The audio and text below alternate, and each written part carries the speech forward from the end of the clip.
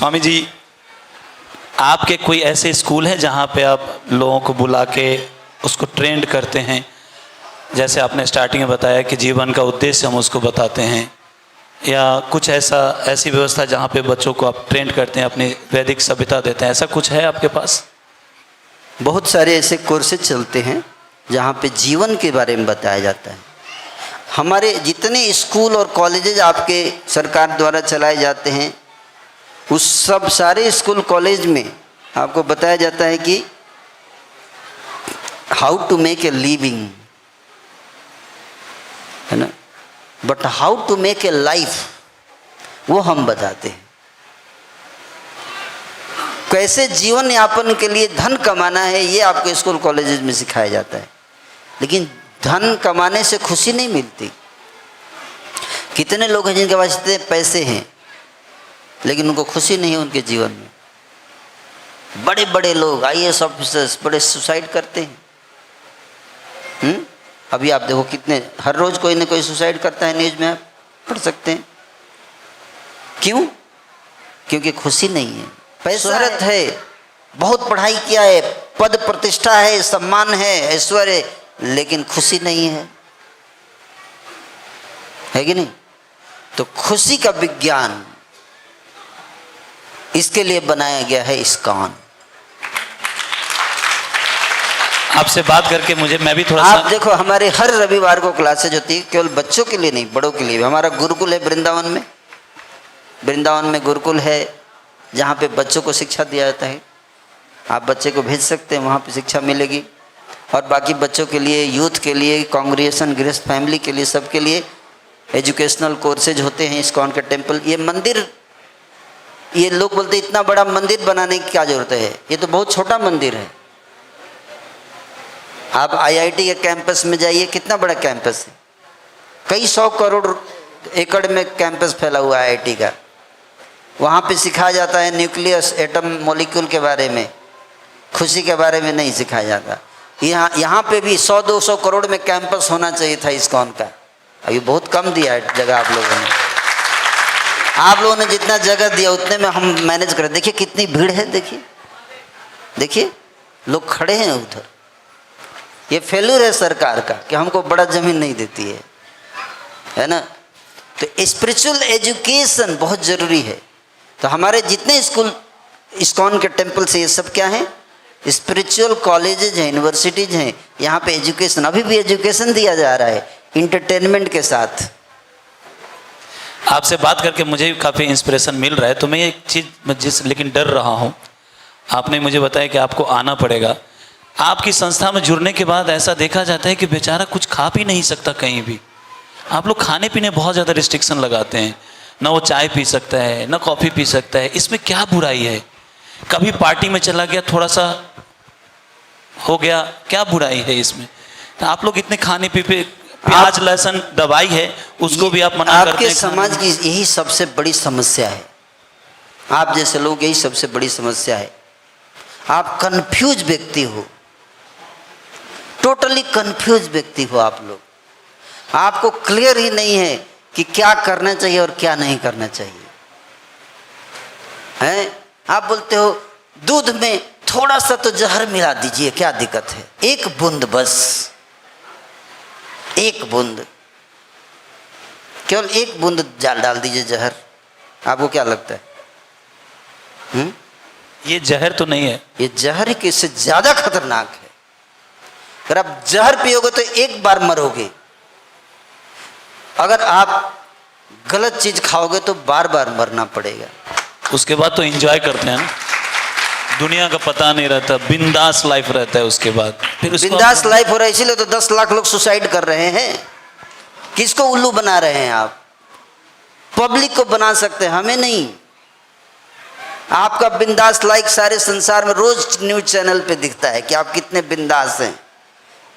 आप news paper उठाकर पढ़िए और न्यूज चैनल जाकर देखिए कि कितना बिंदास चीज चल रहा है संसार में। करोड़ों की संख्या में लोग डिप्रेशन के शिकार हैं। आप इसको बिंदास लाइफ बोलते हैं। गम भुलाने के लिए नशा करते हैं, ये बिंदास लाइफ नहीं है। उनके जीवन में दुख है, इसलिए नशा करते कि कुछ सेकंड के लिए भूले, लेकिन कुछ सेकंड के लिए क्या आंखें बंद करने से समस्या खत्म हो जाती है? बताइए, आप आंख बंद कर लो तो क्या दुश्मन मर जाएगा? नहीं। उसी तरह से आप बोलते हैं थोड़ा सा लेने से वो बिंदास नहीं हो, बस आप दुख भूलते हैं थोड़े समय के लिए, दैट्स ऑल। फिर अगले दिन सुबह दुख आपके सामने आके खड़ा हो जाता है। वास्तव में बिंदास लाइफ हमारा लाइफ है। कृष्णदास बिंदास, मायादास सदा उदास, कृष्णदास बिंदास। आप बहुत अच्छी शेर व शायरी करते हैं, लेकिन मेरा पॉइंट है कि ठीक है, दारू के बारे में आपने बताया, प्याज या लहसुन जिसको हम बोलते हैं, ये तो आयुर्वेदिक दवाई है। फिर इसको मैंने सुना है आपके जो सोसाइटी से जो जुड़ते हैं संस्था से, उसका प्याज लहसुन भी नहीं खाने देते। One man's food is others poison.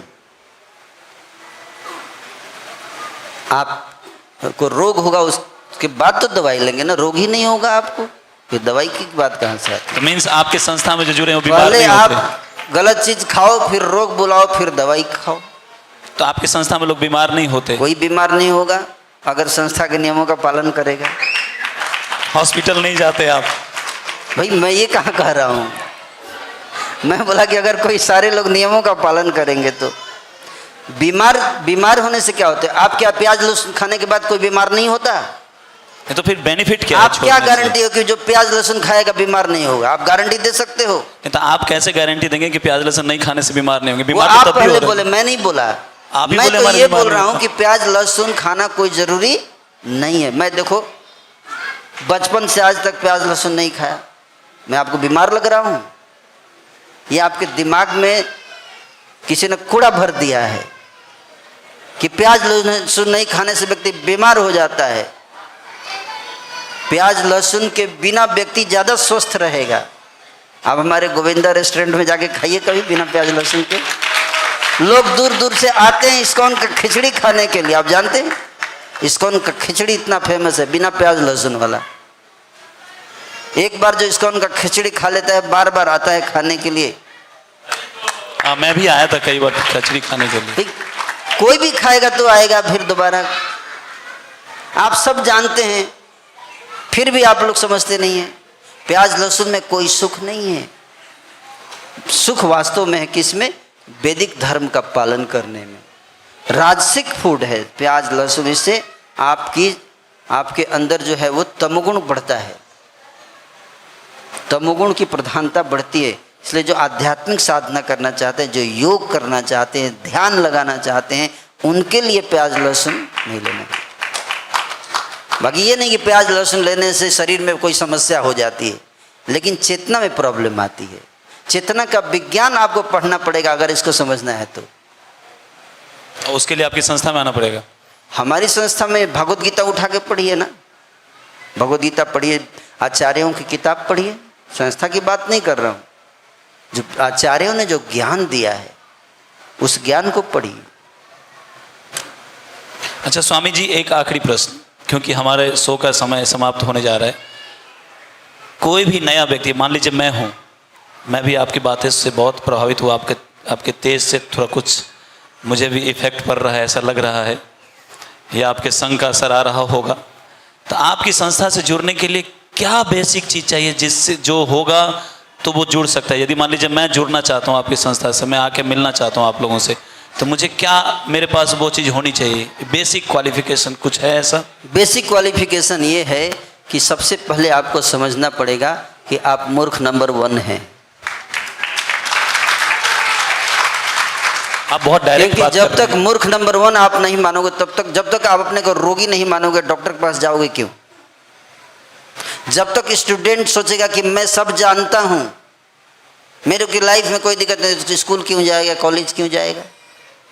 उसी तरह से आपको जब समझ में आ जाएगा कि आपको ज्ञान की जरूरत है, क्या ज्ञान की जरूरत है, तब तो आओगे आप। गुरु के पास क्यों जाएंगे? जब व्यक्ति को लगता है कि हमको ज्ञान की जरूरत है, जब आपको बस यही एकमात्र क्वालिफिकेशन है कि जो भी व्यक्ति चाहता है मुझे सीखना है, मुझे जानना है, उसको आना चाहिए यहाँ पे। यही एकमात्र योग्यता है। कोई चार्ज नहीं करते, कोई पैसा नहीं है। आप फ्री में आइए, प्रसाद भी खिलाएंगे सामने फ्री में। आप किसी भी स्कूल में जाइए, 5,000 10,000 आपको मंथली देना पड़ेगा। यहाँ कोई चार्ज नहीं है, कोई चार्ज नहीं है। आप फ्री में आइए और देखिए, आपको एजुकेशन मिलेगा, प्रसाद मिलेगा, सब कुछ मिलेगा, है कि नहीं। आप अपनी खुशी से कुछ देना चाहते हो दे सकते हो, पर कोई फोर्स नहीं है। ये नहीं कि पहले लिखवाया जाता है आप इतना दोगे तभी आपको घुसने देंगे मंदिर में, नहीं तो नहीं घुसने देंगे।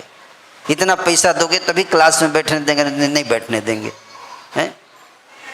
तो ये है हमारा, ये मात्र योग्यता क्या है, आपके अंदर सीखने की ललक होनी चाहिए, दैट्स ऑल।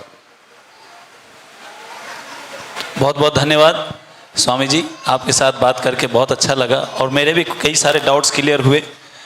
कैसा लगा आप लोगों को ऑडियंस? तो हम दिल से धन्यवाद करते हैं KCTV चैनल के ओर से कि आप अपने कीमती समय निकालकर यहाँ पे आए और हम सबको काफ़ी मोटिवेट किया, और हम सब प्रयास करेंगे कि इस ज्ञान को अपने जीवन में उतार के हम भी आनंद में रहें। तो स्वामी जी का बहुत बहुत धन्यवाद करेंगे हम जोर से तालियां बजाते हुए। Thank you so much.